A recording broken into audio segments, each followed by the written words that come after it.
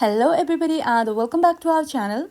In today's video, I'm going to show you how to fix your iPhone screen flickering in 2025 step by step. So first of all, the easiest thing to try is a restart. Sometimes your screen flickering is just a temporary glitch. To do this, press the volume up button and the side button at the same time, then slide to power off. After that, wait for your iPhone to fully shut down and turn it back on and check if the flickering stops. Now, if the flickering continues, the next step is to update your iPhone. For that, open your Settings app, then tap on General. After that, go into Software Update. Then, if there's an update available, go ahead and install it. Sometimes, updating fixes screen issues caused by software bugs. If you're still seeing flickering, let's try turning off auto brightness. For that, go back to the main settings menu and tap on Accessibility. After that, go into Display and Text Size.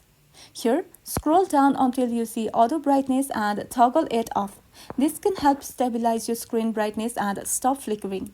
And if none of these fixes work, it might be a hardware issue, so your best option is to connect Apple support and see what solutions they can provide.